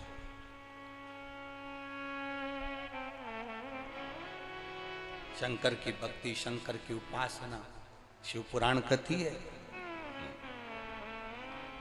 ब्रह्मा जी ने भगवान विष्णु से पूछ लिया था कि तुम्हारे पिता कौन है। भगवान नारायण के मुख से निकल गया था कि मेरे पिता देवाधिदेव महादेव है।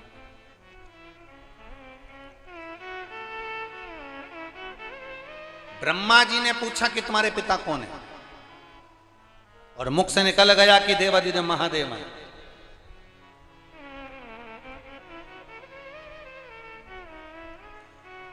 भगवान नारायण ने एक एक क्षण की देरी नहीं करी और कह दिया देवाधिदेव महादेव।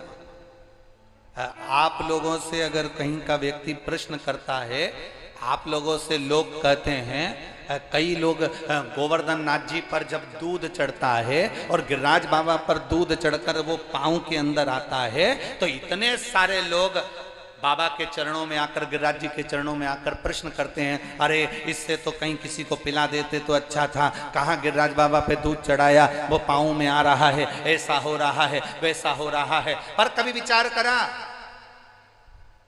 सनातन धर्म पर उंगली उठाने वाले जितनी भी उंगली उठाते हैं उनको वचन के अनुकूल, शब्दों के अनुकूल आपको उत्तर देना चाहिए।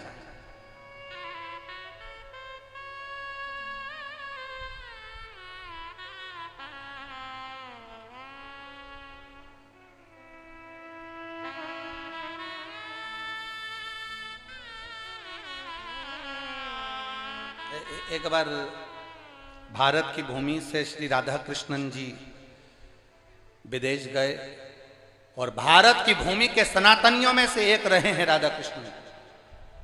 जब विदेश गए तो विदेशियों ने राधा कृष्णन जी से कह दिया, अरे हम आपसे, ठिठोली करने के भाव से, उनका उपहास करने के भाव से, उनकी हंसी उड़ाने के भाव से कह दिया, अरे ये तो बताओ राधा कृष्णन जी कि हमारे यहाँ तो लोग एकदम गोरे होते हैं और इंडियन, भारतीय, भारत में जन्म लेने वाला काला क्यों होता है?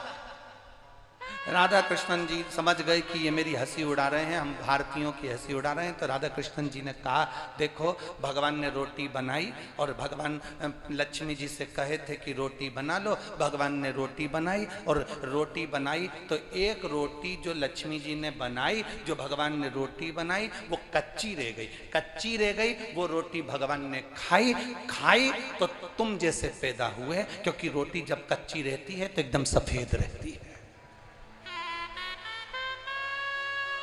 फिर भगवान ने दूसरी रोटी बनाई, वो जल गई, एकदम काली हो गई, वो भगवान खाए तो अफ्रीका में पैदा हो गए। फिर भगवान ने तीसरी रोटी बनाई जो अच्छे से सेकी, ना कच्ची ना जली, वो भारतीय है।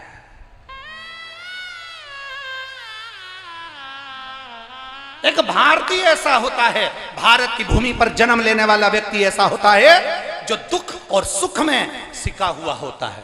और नहीं तो विदेश में एक महिला अपना, उसका पति मर गया था, उसकी कब्र पर पंखा कर रही थी। तो भारत के एक संत ने उस महिला को देखकर पूरे नगर में सूचना कर दी कि विदेश की महिला कितनी प्रथम नंबर पर है। हमारे यहाँ की महिला पति मरता है तो उसके साथ सती हो जाती है, और विदेश की महिला पति मर जाता है तो उसकी कब्र पर पंखा करती है। संत को लगा हमारे भारत की महिला से ज्यादा विदेश की महिला प्रथम है, तो संत से रहा नहीं गया और वो महिला के पास गए और महिला से पूछा, माता जी आप क्या कर रही हो? उसकी महिला ने कहा, मेरा पति मर गया तो कब्र पर पंखा कर रही हूँ। कब्र पर पंखा क्यों कर रही हो? महिला ने कहा, हमारे देश का नियम है जब तक पति की कब्र सूखती नहीं तब तक हम दूसरी शादी नहीं कर सकते।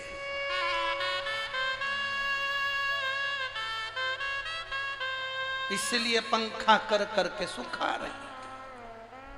संत को लगा कि भारत के आगे सब फीका है, क्योंकि भारतीय जो पका होता है वो दुख और सुख में पका होता है। ये भारत जननी है संस्कारों की, ये भारत दैनी जननी है सभ्यता और संस्कारों की, जिसने दुनिया को दिया है, दुनिया को केवल प्रदान किया है। अब उसको पहचानना है। मेरे राम जी महाराज पृथ्वी पर जन्मे, वो भी दुख और सुख में सीखे हैं। मेरे भगवान कृष्ण पृथ्वी पर जन्मे तो वो भी दुख और सुख में सीखे हैं। कारागार में जन्म हुआ, द्वारका तक का उन्होंने जो आनंद पाया है वो दुख और सुख की गति में एक आनंद की अनुभूति करी।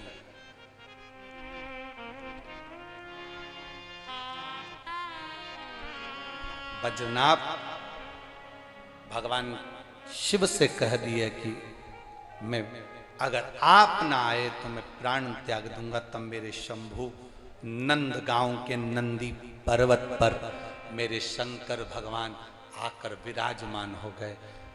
बजनाभ क्या चाहते हो? भगवान कृष्ण के पोते से भगवान शिव पूछ रहे क्या चाहते हो? प्रभु आप इस नंद गांव के रक्षक बनकर विराजमान हो जाओ। शिव जी कहते हैं ठीक है, मैं रक्षक बनकर विराजमान हो जाता हूं। भगवान शंकर नंद गांव के रक्षक बनकर नंदीश्वर महादेव के रूप में विराजमान हो। ब्रह्मा जी भगवान विष्णु से पूछते हैं तुम्हारे पिता कौन है? संसार में एक बात हमेशा याद रखना, जिसको किसी को अपना गोत्र नहीं मालूम हो, जिसको कुछ भी नहीं मालूम हो, बस वो इतना याद रखना कि तुम्हारा अगर कोई नहीं तो तुम्हारा पिता, तुम्हारा दादा, तुम्हारा परदादा, तुम्हारा पिता पर पिता, दादा पर दादा का नाम भी अगर नहीं मालूम हो तो एक नाम याद कर कर रखना कि शिव हमारे दादा भी हैं, शिव हमारे पिता भी हैं, शंकर हमारे घर के बुजुर्ग भी हैं और शंकर हमारे रक्षक भी हैं। उसके सिवाय कुछ नहीं।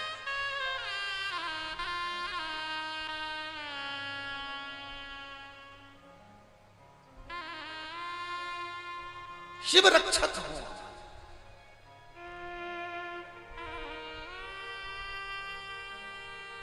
महाराज शिव कथा कह रही है, भगवान शंकर की कथा कहती है।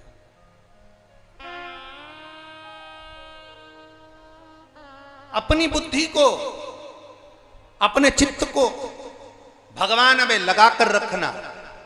जैसे पहले कथा में कहा था, अगर आपने कहाँ कथा हुई थी? उत्तर प्रदेश मैनपुरी में कथा करी थी, वहां की कथा में स्मरण किया होगा। हमने एक बात कही थी, सन्यासी की मति और गृहस्थी की श्रीमती ठीक रहना चाहिए। क्या क्या? बोलो बोलो, जम के बोलो जरा।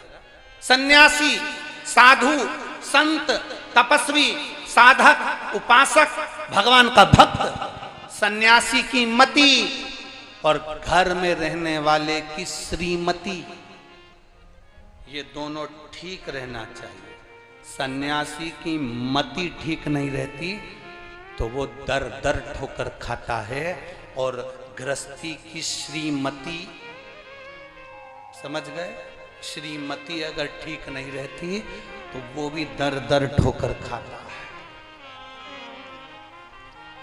मति और श्रीमती ये दोनों श्रेष्ठ रहना चाहिए। मति और श्रीमती ये ठीक रहना चाहिए। अगर कोई संत बन गया, साधु बन गया, सन्यासी बन गया, तपस्वी बन गया, साधक बन गया, उपासक बन गया, ब्रज की रज में तुम निवास कर रहे हो और ब्रज की रज में रहकर अगर तुम संत का जीवन जी रहे हो तो तुम्हें भगवान कृष्ण, राधा, शिव, राम, भगवान से एक आनंद की अनुभूति होना चाहिए, उसके करीब ही बढ़ना चाहिए। उसके बीच में हम परमात्मा को कैसे रिझा सकें, हमें उसकी एक आनंदता होना चाहिए।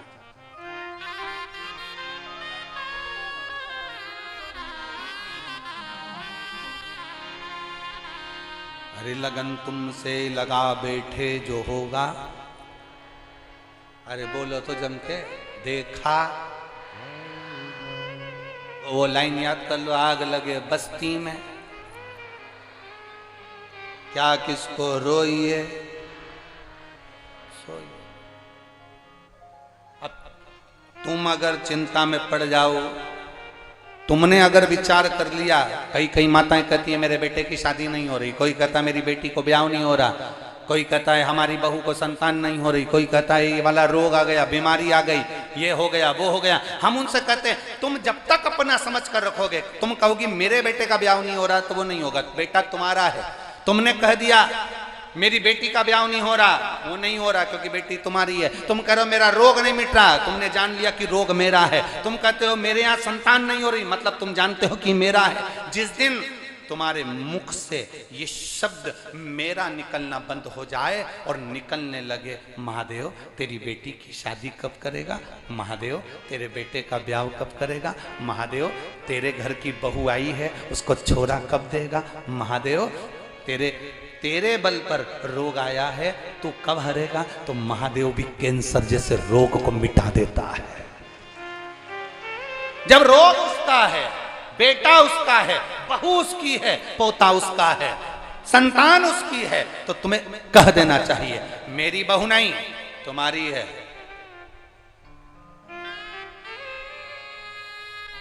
तुम्हारी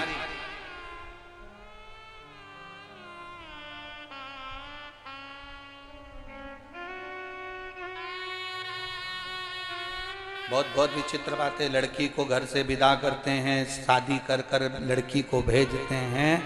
भेजने के बाद में लड़की के दिमाग में ये भर दो कि अब ये घर तेरा नहीं है। तू जिस घर में शादी कर कर जा रही है वो सास तेरी माँ है, ससुर तेरा पिता है, पति तेरा देवता है, देवर तेरा राम लक्ष्मण की तरह हैं। ये सारी बातें उसके विचार में भर दो।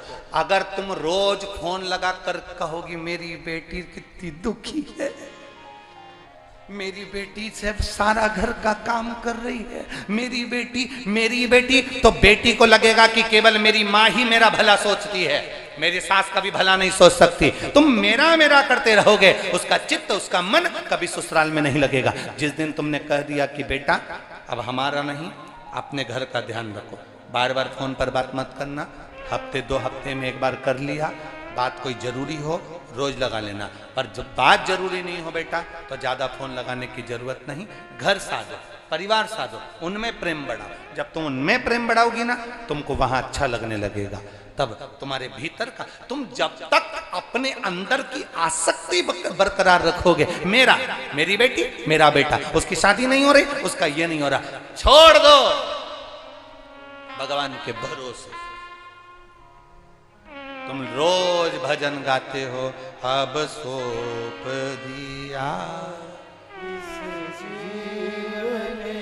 बोलो बोलो बोलो बोलो, सब भार तुम्हारे। अब कह जरूर रहे हो, बोल जरूर रहे हो, पर अभी भी छूटा नहीं। ये उसी में का हाल है जैसे जगदीश भगवान की आरती, तन मन धन सब कुछ तेरा,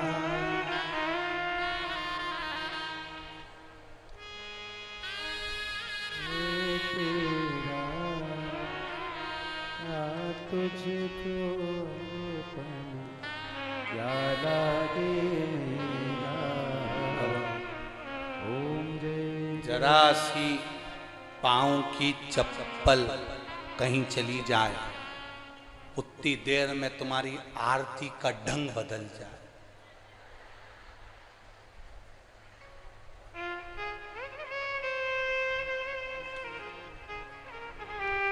अब मात पिता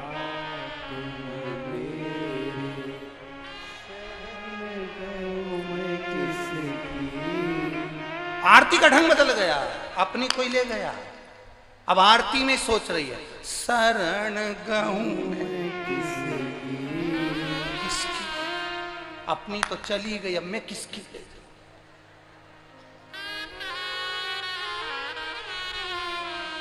ढंग चेंज, विचार चेंज हो गया। नहीं, इससे कभी परमात्मा प्रसन्न नहीं होगा। भगवान कहते हैं तेरा समर्पण पूर्ण होना चाहिए। जब रोज रोज यहाँ से माइक पर बोला जाता है, वो यहाँ अनाउंस करने के लिए वो जैन साहब भी बोल देते हैं, कभी सावन भी बोल देता है कि चेन, अंगूठी, मोबाइल, पर्स कुछ भी लेकर कथा पंडाल में मत आओ, अपनी वीआईपी चीज लेकर बिल्कुल मत आओ, क्योंकि यहाँ एक ही वीआईपी है और वो देव अधिदेव महादेव है। अपनी कीमती चीज लेकर यहां मत पहुंचो। क्यों? क्योंकि कीमती चीज लेकर आओगे तो तुम्हारा ध्यान उस कीमती चीज में रहेगा। और अगर शंकर के दास बनकर कथा सुनने आओगे तो यहाँ से कीमती बटोर कर लेकर चले जाओगे। यहाँ बाबा के सिवा कोई कीमत वाला क्यों लेकर आ रहे? और फिर बाद में पुलिस वालों के पास जाकर के हमारी चेन, हम पहले भी कहे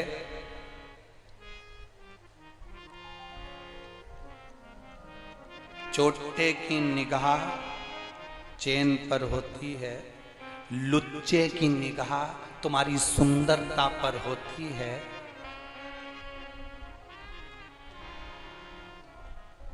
और भोलेनाथ की निगाह अपने भक्त पर होती है। क्यों सोचना?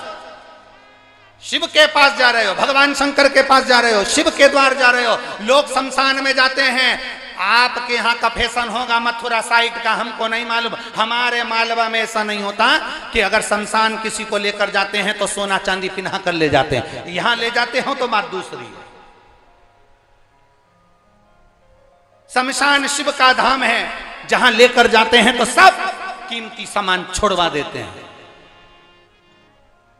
अपने घर छोड़कर जाओ, शिव जी से मिलने जा रहे हो, शमशान जा रहे हो। शिव महापुराण में कभी भी आओ तो तुम्हारा कीमती सामान नहीं, शिव पुराण में आना तो अपना दिल लेकर आना, अंदर से खाली होकर आना कि मेरा मन आज बाबा को पाना है, कुछ भी हो जाए। शिव पुराण की कथा में अगर पंडाल में बैठकर सुनूंगी, ब्रज की रज में, दामोदर मास में, कार्तिक मास में मैं जाऊंगी, बैठूंगी, भले मुझे जितनी कथा मिलेगी मैं सुनूंगी। पंडाल में जगह नहीं मिली तो बाहर बैठकर सुनूंगी, पर ब्रज की रज में जमीन पर बैठकर कथा सुनूंगी। तो ये निश्चित मानकर जाना कि बाबा फिर तुमको खाली नहीं भरकर भेज देता, भरकर भेजेगा, खाली नहीं भेज सकता।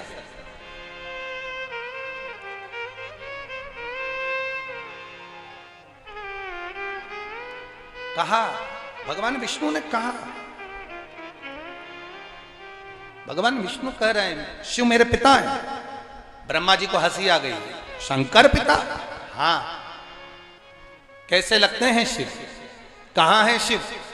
एक विशाल पर्वत को दोनों ने मिलकर घुमाया, अग्नि का खंभ प्रकट हो गया, प्रथम शिवलिंग की आकृति प्रकट हो गई। सबसे पहले शिवलिंग का निर्माण भगवान ब्रह्मा और विष्णु ने करा और वो शिवलिंग प्रकट हो गया। भगवान ब्रह्मा ने कहा तुम्हारे पिताजी का सिर कहाँ है, तुम्हारे पिताजी का पांव कहाँ है? भगवान नारायण कहते हैं ये शिवलिंग ही तो मेरे पिताजी का मुख भी है और चरण भी है। ना ना, अपने पिता का मुख और चरण दिखाओ। ब्रह्मा जी कहते हैं मैं देख कर आता हूं कि शंकर भगवान का सिर कहाँ है। भगवान नारायण से कहा कि आप सिर देखने जाओगे? भगवान नारायण कहते हैं मेरे पिता का मुख नहीं, मेरे पिता का मुझे चरण देखना है, इसलिए मैं पाताल में जाता हूँ, तुम आकाश में चले जाओ। भगवान ब्रह्मा जी आकाश की ओर बढ़ने लगे, ब्रह्मा जी आकाश की ओर जाने लगे, भगवान विष्णु पाताल की ओर जाने लगे। पाताल में जाते जाते भगवान नारायण को चरण नहीं मिले, वापिस आ गए। ब्रह्मा जी ऊपर जाते जाते जाते जाते एक केतकी के फूल को तोड़ कर ले आए। केतकी से कहा मैं तुझे लेकर चल रहा हूं, पृथ्वी पर चलना, नीचे चलना, और भगवान विष्णु के सामने जाकर कह देना कि ब्रह्मा जी को भगवान शंकर का सिर मिल गया। केतकी ने कहा मैं झूठ क्यों बोलूं? ब्रह्मा जी ने कहा मैं सारे देवताओं पर तुझे चढ़वाऊंगा, सुगंधित बना कर रखूंगा। केतकी खुश हो गई। आगे चले तो केतकी ने कहा मेरी बात पर कोई ने भरोसा नहीं करा तो? सामने से गौ माता आ रही थी। गाय को हाथ जोड़कर ब्रह्मा जी ने कहा गौ माता तुम मेरे साथ नीचे चलकर कह दो कि भगवान ब्रह्मा जी को भगवान शंकर का सिर मिल गया। गाय कहती है मैं झूठ क्यों बोलूं? गौ माता अगर तू एक बार झूठ बोलेगी तो घर में से सबसे पहली रोटी तुझे दिलवाऊंगा। गाय ने कह दिया ठीक है मैं झूठ बोल सकती हूँ। गौ माता ने एक रोटी के चक्कर में झूठ बोल दिया, एक रोटी के चक्कर।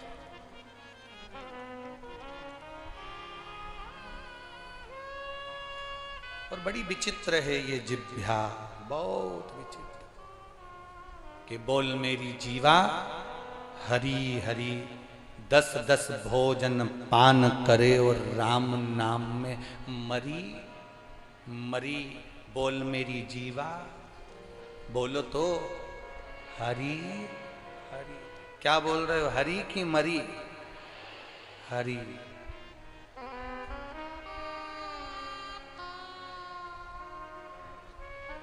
शिव कथा कह रही है, भगवान देवाधिदेव महादेव का संवाद कह रहा है, शिव महापुराण वर्णन कर रही है। ब्रह्मा जी गाय और केतकी के फूल को लेकर आए, पूछा, भगवान विष्णु से पूछा, भगवान नारायण से पूछा, क्या तुम्हें भगवान शंकर के चरण मिले हैं?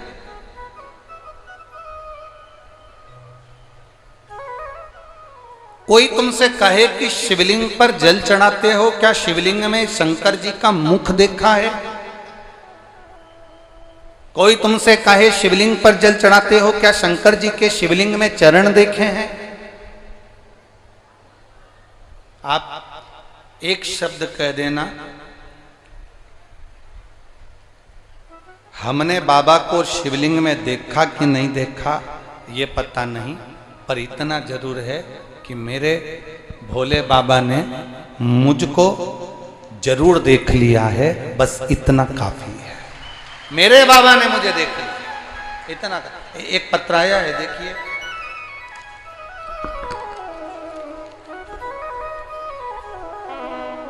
मैं रचना चौधरी, जट्टाधारी, अलीगढ़ मेरा निवास है। मैं मुंबई में रहती हूँ। मेरी शादी 2014 में हुई थी, पर 14 में शादी होने के बाद मेरे यहाँ संतान की प्राप्ति नहीं हुई। कहीं बैठी हो तो हाथ हिला सकती हैं, कहीं बैठी हैं हाथ हिला सकती हैं। अगर बच्चों को लेकर आई हैं तो आप मंच पर ला सकती हैं। अगर दोनों बच्चे आए हैं तो आप लेकर यहाँ आ सकती हैं, बच्चों को लेकर मंच पर पहुंचे। 2014 में मेरी शादी हुई, कई साल निकल गए गुरुजी। आप जानते हैं कि मुंबई जैसी सिटी में रहती हूं तो मैंने डॉक्टरों की जांच भी कराई, बड़े बड़े डॉक्टरों को दिखाया, सबका इलाज करवाया, फिर भी मेरे यहाँ संतान की प्राप्ति नहीं हुई। गुरुदेव, टेस्ट पे भी करवाया तो भी संतान का सुख नहीं हुआ। किसी ने कहा वहां जाकर गोद भरवाओ, वहां जाकर नारियल झेल कर आओ, हमने वो भी करा, पर संतान का सुख नहीं हुआ गुरुदेव। तब मेरी मम्मी पापा ने लॉकडाउन में शिव महापुराण की कथा सुनी, और लॉकडाउन में जब शिव महापुराण की कथा सुनी तो मेरी माता ने कहा कि पीपल के पत्ते वाला और सफेद आंकड़े की जड़ का उपाय करो। जब डॉक्टरों का इलाज कर करके थक गए, सारा इलाज कर कर हम लोग हार गए, तब अपनी माता पिता के कहने पर हमने टीवी पर कथा सुनी, और पहली बार कथा सुनकर हमने सफेद आंकड़े की जड़ का प्रयोग करा। गुरुदेव, हमारा गर्भ नहीं ठहरा। फिर मेरी माँ ने कहा हिम्मत मत हार, शिव जी के मंदिर जा, जल चढ़ा। फिर एक बार वापिस सफेद आंकड़े की जड़ को लेकर तुमरुकेश्वर महादेव का नाम लेकर शिव जी पर से 21 बार घुमाकर नंदी के पास खड़े होकर शंकर का शिवलिंग देखकर कमर में लाल धागे में जड़ को बांध, मैंने फिर बांधी। और बाबा की कृपा का मैं क्या गुणगान करूं गुरुदेव, बाबा ने मेरी झोली भर दी। जिस संतान के लिए मैं तरस रही थी, और आप कहते हो ना गुरुजी, देवता पल्ला झाड़ कर देते हैं और महादेव छप्पर फाड़ कर देते हैं। गुरुदेव, मेरे बाबा ने मुझे जुड़वा 2 बच्चे दिए हैं, एक बेटा और एक बेटी। मैं बाबा की कृपा का क्या गुणगान करूं गुरुदेव, शिव कृपा है, बाबा की करुणा उदारता है। महाराज शिव तत्व इसी को कहते हैं। और खाली न जाता कोई, आवाज आप लोगों की आवाज आना चाहिए, खाली न जाता दर से तुम्हारे, खाली न जाता कोई दर से तुम्हारे, मैं भी खड़ी हूं नन्ही बाहे अपने हृदय से लगा लो गिरा जा रहा हो, उठा लो। शिव कृपा, शंकर की उदारता। आज इस कथा पंडाल में एक कोई भक्त आए हैं, श्री किशन पारासर, अशोक पारासर, नगला आ जाता आगरा, थाना जगदीशपुरा, आगरा से कोसी कला। कोई बाबा ने इनकी शिव महापुराण में कहीं कथा में थे तो बाबा से प्रार्थना करी थी कि मेरी मुराद पूरी हो जाएगी, तो नज़दीक कहीं पर भी शिव पुराण होगी तो मैं पैदल जाऊंगा, नंगे पांव पैदल। ये आगरा से कोसी कला तक आए हैं, अगर वो बैठे हों तो वो भी जरूर पधारें मंच पर व्यासपीठ पर। श्री अशोक पारासर नगला गता आगरा से पधारे हैं। शिव तत्व इसी को कहते हैं। औघड़ी है शब्द, औघड़ी शिव। अरे लुटा दिया भंडार काशी वाले, कर दिया माला काशी वाले, लुटा दिया भंडार काशी वाले, कर दिया माला काशी वाले।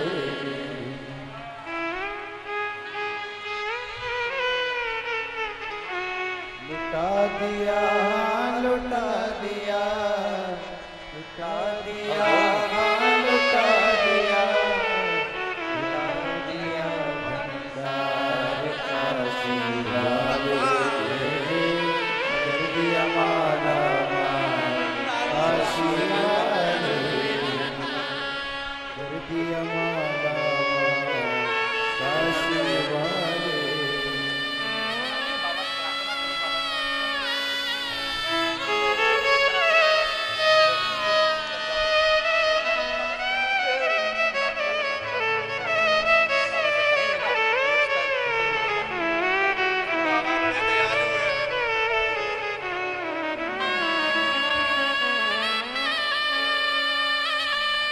बाबू आगरा से पैदल आए हैं, बाबा से एक मुराद मांगी थी जो उन्होंने पूरी करी है, और वो करुणा सागर है, उसका नाम ही करुणा सागर। बहुत बहुत साधुवाद। शिव तत्व इसी को कहते हैं। औघड़ी है शंकर, औघड़ी उसको पहचानना। हम कहें मेरी जीजियों आप आए जरूर हो शिव महापुराण की कथा में, पर वो बाबा क्या देगा ये उसी के ऊपर निर्भर करता है। वो क्या देगा ये उसके ऊपर, ये वो जानता। महाराज भगवान नारायण ने सत्य कह दिया, इसलिए उनका नाम सत्यनारायण पड़ गया। ब्रह्मा जी के भगवान शिव के सामने केतकी के फूल ने झूठ बोल दिया तो शिव जी ने कह दिया तू मुझ पर नहीं चढ़े। शंकर भगवान पर केतकी का पुष्प नहीं चढ़ा। गाय झूठ बोल दी, गौ माता से कहा तेरा मुख तूने झूठा कर दिया। कलिकाल में तू झूठन खाएगी क्योंकि तू झूठ बोली, तू झूठ बोली इसलिए तू झूठन खाएगी। गौ माता होकर झूठ बोल दी। भगवान ब्रह्मा ने झूठ बोला तो उनका एक सिर कट गया, जिससे कर्मनाशा नदी प्रकट हो गई।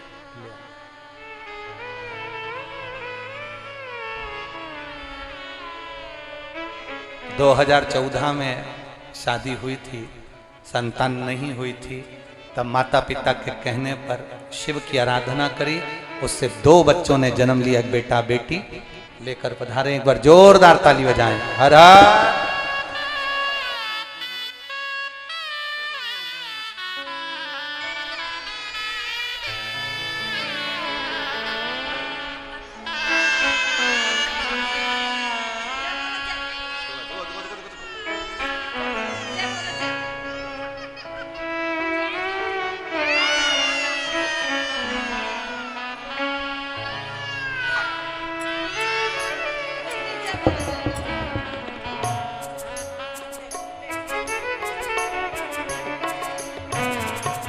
दोनों पुत्र हैं, एक बार जोरदार ताली बजाएं। हर हर।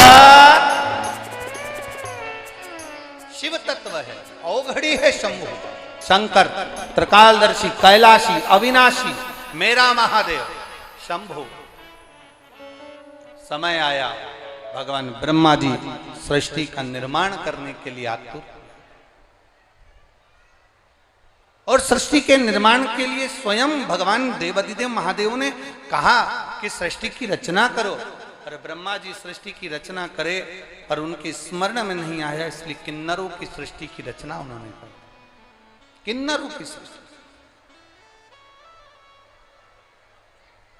तब मेरे देवादिदेव महादेव स्वयं ब्रह्मा जी को रसतत्व दर्शन कराने के लिए, और देखिए ब्रह्मा जी झूठ बोले जिससे उनका एक सिर कटा, जिससे कर्मनाशा नदी प्रकट हुई, और ब्रह्मा जी के कटे हुए सिर से बट वृक्ष प्रकट। शिव महापुराण की कथा कहती है, भगवान शंकर का संवाद कहता है, अपनी जिंदगी को सत्य में जीने का प्रयास करिए। शंकर जी को सबसे ज्यादा प्रिय अगर कुछ है तो वो सत्य है, क्योंकि शंकर सत्यम शिवम सुंदरम का एक आनंद प्रेरणा देता। जितना जीना है सत्य में जिंदगी को जीने का प्रयास है, सत्यमय जीवन। और जब आप सत्यमय जिंदगी को जीने का प्रयास करोगे तो उसमें एक आनंद की अनुभूति होगी, उसमें एक आनंद का रसतत्व प्राप्त होगा। हम आपसे कहें, आप रोज अगर सत्य नहीं बोल सकते, रोज अगर सत्य की परिभाषा को नहीं व्याख्यान कर सकते, तो निवेदन केवल इतना है, हफ्ते में कम से कम एक दिन 1 घंटा आधा घंटा ऐसा निकालो कि हमारे मुख से हम झूठ नहीं कहेंगे, हमारे मुख से हमें सत्य ही कहना। कम से कम आधा घंटा, 15 मिनट 20 मिनट ऐसा निकालना कि हमें अब ये 20 मिनट जो मैंने निकाले हैं शिव जी की भक्ति के लिए, इसमें मैं सत्य बोलूंगी, झूठ नहीं बोलूंगी, मैं सत्यता के पथ पर जीऊंगी, असत्य नहीं बोलूंगी, मैं सत्यता का जीवन जीऊंगी, असत्यता का जीवन नहीं जीऊंगी, मैं केवल सत्य की ओर जाऊंगी। प्रयास करिए। भगवान शिव अर्धनारीश्वर स्वरूप का दर्शन देते हैं तो ब्रह्मा विष्णु और महेश तीनों आकर सुंदर लीला का दर्शन कराते हैं। एक बार जोरदार ताली बजाएं। भगवान ब्रह्मा विष्णु महेश पधार रहे हैं। हर हर महा